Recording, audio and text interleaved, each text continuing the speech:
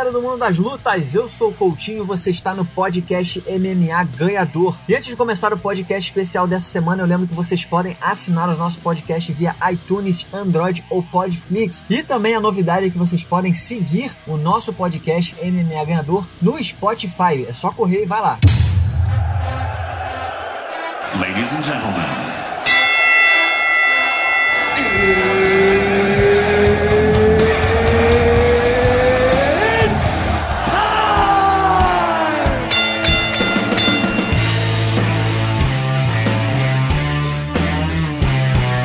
Galera do mundo das lutas, o convidado dessa semana é o Zeca Azevedo, repórter do Combate.com, que fala com a gente direto de Buenos Aires, na Argentina, onde acontece a estreia do UFC na cidade. O Zeca vai falar com a gente, ele está participando, ele está fazendo essa cobertura em loco lá direto da Argentina. Zeca, seja muito bem-vindo ao podcast MMA Ganhador.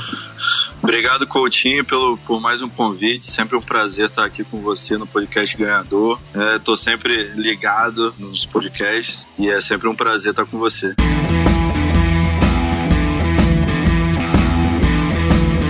Para começar, cara, vamos falar um pouquinho. Você tá em Buenos Aires, né, desde o início da semana. O que você tem sentido? É a primeira vez que o UFC desembarca na Argentina, vai fazer esse evento em Buenos Aires. Que tipo de clima você já pôde sentir por aí? A gente sabe que tá rolando a final da Libertadores também, então a atenção dos fãs de esporte, é claro, está voltada para o futebol, que é uma paixão maior, mas o que você já pôde sentir a respeito da expectativa para esse evento do UFC, para essa estreia?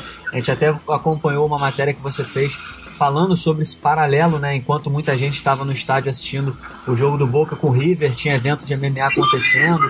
Que tipo de clima você está sentindo por aí? Então, eu cheguei aqui no sábado à noite, né? No sábado à noite cheguei bem tarde, já fui pro hotel e depois saí para comer, peguei um Uber aqui e aí comecei a falar, a gente começou a conversar sobre o assunto e aí o motorista do Uber, quando eu falei que vim cobrir o UFC, aí ele tentou lembrar o nome do Santiago, mas ele não lembrava exatamente o nome, falou um nome um pouco diferente. Então, assim, as pessoas aqui ainda estão começando a conhecer o esporte, né? Ainda não é um esporte muito popular, pelo que a gente tem conversado na rua, e realmente cheguei no final de semana da final da Libertadores, qualquer assunto sobre esporte era sobre futebol, mas acabou calhando de eu encontrar um evento de MMA acontecendo aqui na cidade no domingo. A final da Libertadores seria no sábado e acabou mudando por conta da chuva aqui. E aí eu era bem no horário, eu falei, cara, vou ver como é que vai ser isso. A final da Libertadores, Boca e River, o maior jogo de futebol aqui do país, e um evento de MMA acontecendo ao mesmo tempo. E quando eu cheguei lá, tava casa cheia, achei que estaria vazio, mas estava casa cheia, obviamente, né? Parente, amigos, não era um evento pago nem nada, é um evento mais de academia mesmo, mas casa cheia, uma pessoa ou outra assistindo a final no celular, um ou outro com a camisa do River. Mas me chamou muita atenção isso, o fato de que tinha um evento de MMA acontecendo na hora da final da Libertadores aqui em Buenos Aires, a 18 quilômetros da Bombonera, mas estava todo mundo fissurado na luta, acompanhando ali, então foi bem interessante isso. Mas o que eu tenho sentido aqui é que o UFC, o MMA ainda é um esporte que precisa crescer muito, né? As pessoas ainda não... Popularmente, as pessoas ainda acompanham muito pouco. Então, e a expectativa de quem está vivendo, de quem está nesse meio, é que a chegada do UFC aqui possa realmente alavancar o MMA na Argentina. E Zeca, a gente fica pensando que tipo de ações do UFC podem alavancar esse crescimento, né? A gente sabe que são vários fatores, né? Acho que a gente fala muito do Brasil, mas acho que em todo lugar, quando se tem um grande ídolo da modalidade, as coisas ficam mais fáceis. O UFC até realizou, se não me engano, foi em 2016, teve o The Ultimate Fighter na América Latina, que foi gravado em Buenos Aires, mas acho que não teve um resultado tão grande, né, uma força tão grande. Mas qual que é o seu palpite? Você consegue enxergar no Santiago Ponzinibbio esse cara que se vencer no evento do fim de semana, se bater o Neymar, você acha que você consegue enxergar nele um cara que pode carregar essa bandeira e ajudar a popularizar a modalidade na Argentina? Então, eu acho que o Santiago é um nome bastante importante, assim, acho que ele tem ele tem feito a parte dele enquanto promoção, é um cara que está sempre disponível. Estou falando isso por uma questão pessoal mesmo, sempre que eu peço alguma coisa, ele está sempre disponível para gravar uma entrevista, né, para bater um papo sobre o UFC. Então acho que é um cara que tem consciência da importância que ele tem hoje para difundir o esporte no país dele. Então eu acho que ele é fundamental para isso. Só que não é só isso, né? Ele é o principal ídolo, não tem dúvida. Agora, outros lutadores precisam chegar, né? O card vai ter 3 argentinos, o Guido Canetti é um deles, que é conhecido aqui como Ninja Canetti, né? Ele mora aqui na Argentina, então isso também é muito importante. Ele tem uma relação muito próxima com o público argentino, então isso também é importante. O Santiago hoje mora na Flórida, nos Estados Unidos, treina na American Top Team, está um pouco mais distante. Mas então esses lutadores, né, estando aqui mais perto, isso é bem importante para difundir o esporte aqui e tal. Agora, Zé, com uma pergunta. No Brasil, quando o MMA começou a chegar com força, a gente viu muitos lutadores levantando bandeira dos seus próprios clubes, né? A gente teve lutadores patrocinados por clubes, teve o futebol meio que chegando junto. Até talvez como forma de ajudar a popularizar os lutadores, trazerem o público do futebol. Nesse momento que está rolando Libertadores também, você acha que pode acontecer alguma coisa do tipo? Você vê alguma coisa nesse sentido? Talvez o lutador declarando torcida por algum clube, ou alguma ação de marketing que também pega esse lado do evento do UFC, alguma coisa nesse sentido que você tem visto por aí? Então, né, propriamente uma ação eu não vi acontecer. O Guido, por exemplo, é torcedor do Boca, ele postou algumas coisas da final nas redes sociais dele, mas não vi uma contrapartida, né? Nenhum clube tentar associar também um jogador a ele e tal. Mas, por exemplo, nesse evento que eu acompanhei no domingo, tinha uma equipe chamada La Boca Boxing Club, e eles são, né, do bairro do Boca Juniors. Então tem ali uma relação que eu acho que pode ainda crescer, mas realmente eu não vi efetivamente nenhum clube local fazer alguma promoção com algum lutador, mas eu acho que tem espaço para isso, como você falou. Acho que é uma boa oportunidade para todo mundo.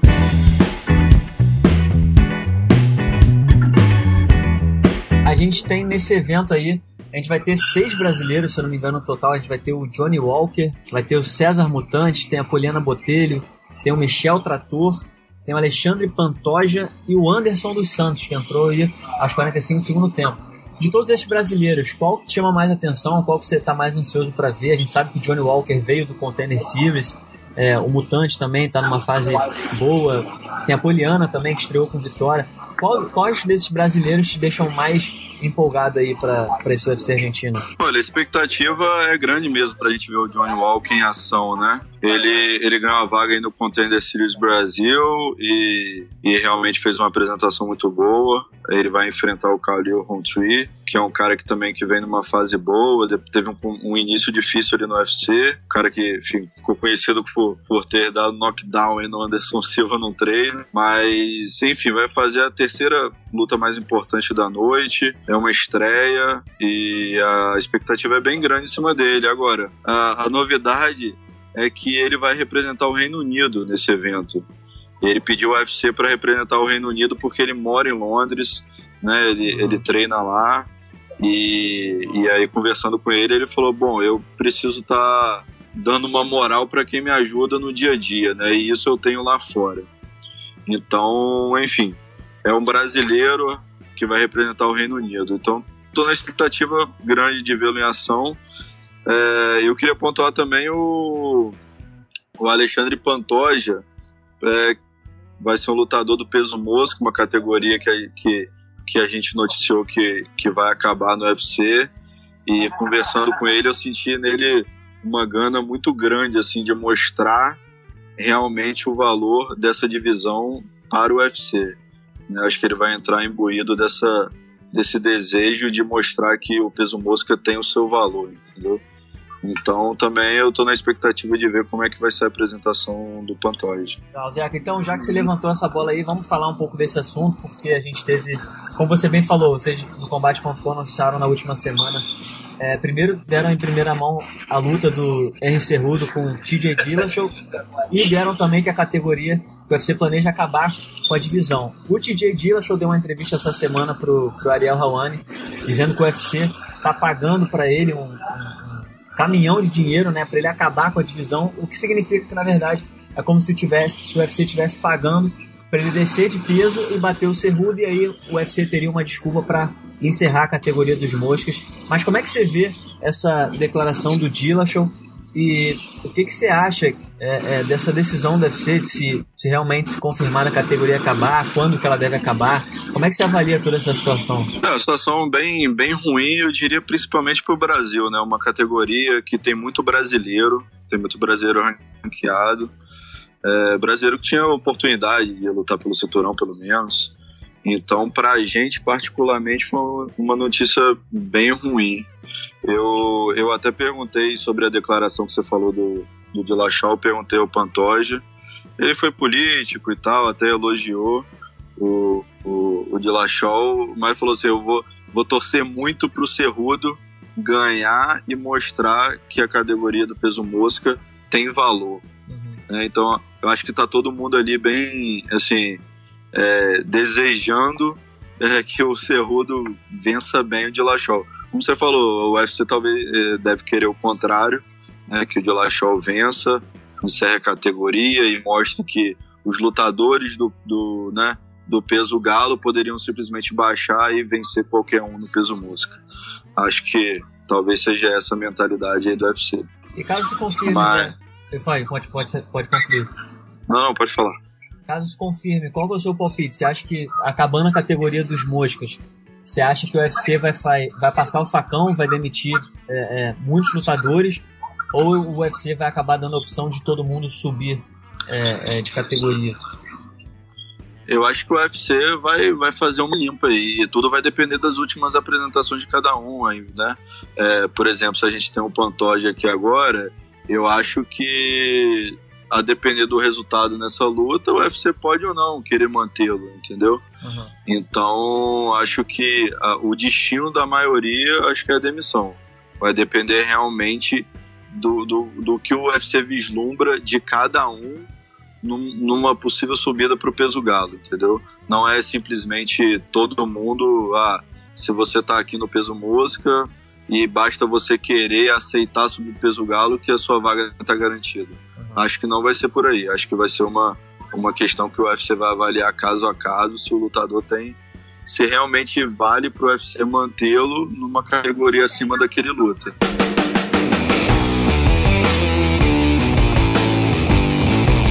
E, Zé, outro assunto que eu queria debater com você desde o último sábado, né, o Anderson Silva está liberado oficialmente para voltar ao octógono do UFC. Existe, como sempre, é claro, muita especulação a respeito de quem poderia ser o rival do Anderson. O Anderson é um cara que sempre gera esse tipo de interesse, essas opções. Ele já desafiou o Conor McGregor nos últimos tempos, agora tem muita gente provocando o Anderson. Darren Till fez comentários no Twitter, Ian Romero também provocou o Anderson. Enfim, qual é o seu palpite? Você acha que o Anderson ele volta para a categoria dos médios mesmo? Ou você acha que ele pode acabar fazendo alguma super luta por aí? Não, eu acho que o desejo dele seria fazer super lutas, né? Que aí ele consegue... Assim, acho que ele escapa também de pegar campeões, um pessoal mais novo, que está realmente numa outra fase. O Anderson de fato está numa descendente, então acho que o desejo dele não é enfrentar, sei lá, um Romero da vida que desafiou. Acho que não é o caminho para o Anderson nessa altura da carreira. Acho que ele já desencanou de título. Óbvio, se o UFC botar na mesa uma oportunidade dele disputar o cinturão, óbvio, acho que ele agarraria, mas não acho que ele não está preocupado com isso. Acho que o Anderson está ciente de que o momento é outro e por isso desafiar o Conor, enfim, desafiar, sei lá, um Saint-Pierre da vida.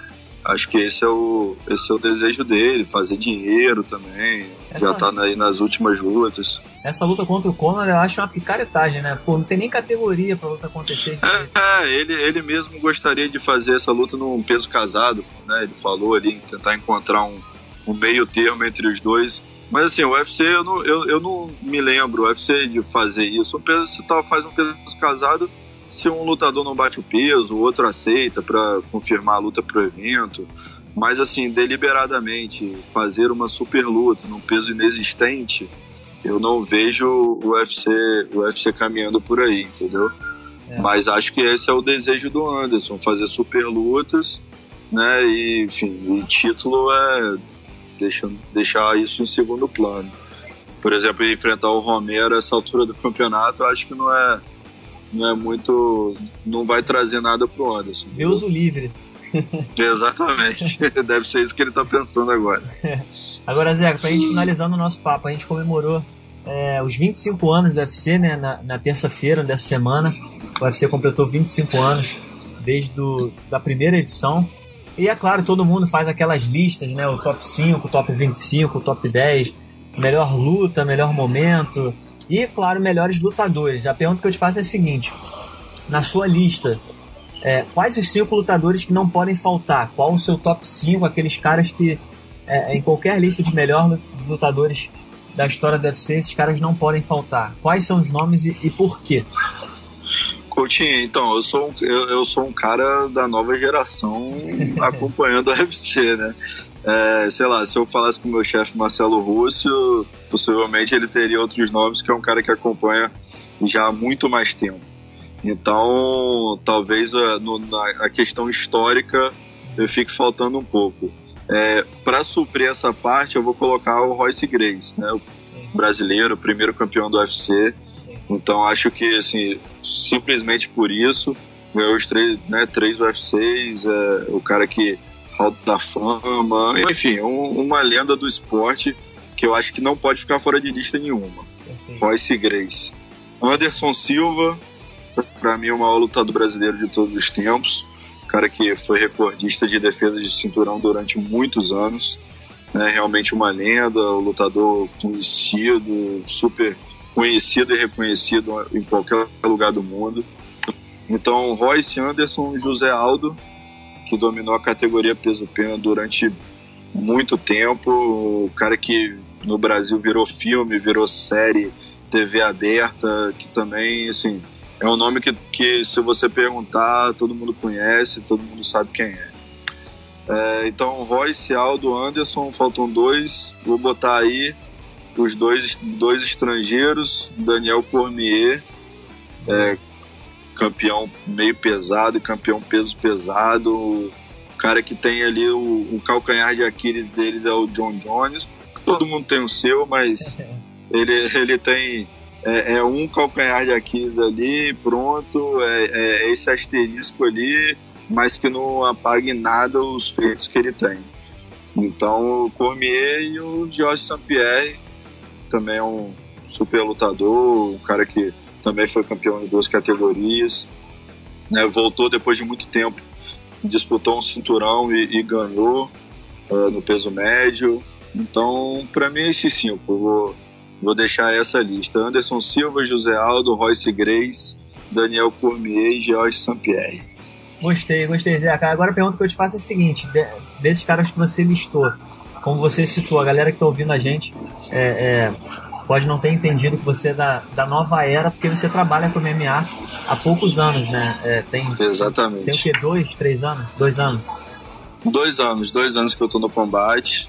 Então, eu era o cara que assistia como espectador normal, não era alguém mergulhado tanto nesse mundo. Então, por isso que muita gente que fez história aí, desde o Royce pra cá, não vi lutar, não acompanhei. Então, por isso que eu escolhi esses 5 aí. Mandou bem demais na lista, Zeca. Mas a pergunta que eu te faço é a seguinte: nesses 2 anos, você conseguiu ver de perto algum desses caras? E caso não tenha conseguido, qual desses você gostaria mais de ver num evento, seja em cobertura ou como fã, mas pudesse ver ali de perto? Cara, eu não tive a oportunidade de ver nenhum deles lutando ao vivo. Ainda? Né? Ainda, exatamente. Desses aí, só o Royce não luta mais, né? Uhum. Mas eu gostaria de ver o Anderson Silva, cara, assim. Era o cara que, quando eu tava em casa, né, nem pensando ainda em trabalhar com isso, era o cara que me fazia sentar na frente da TV e falar, pô, o Anderson vai lutar, eu quero ver esse cara, porque é sempre show garantido. Então, assim, como ele tá no final de carreira, eu na próxima vez que ele for lutar, vou fazer um lobby aí pra estar lá. Possivelmente no início de 2019, acho que a expectativa é que o Anderson volte. Então, se ele pintar aí num card, eu vou fazer meu lobby lá no trabalho pra me mandarem. Vou mandar esse podcast pro Marcelo Russo, esse depoimento. Por favor. Aí, emocionado pra pesar na hora da decisão. Exatamente, por favor.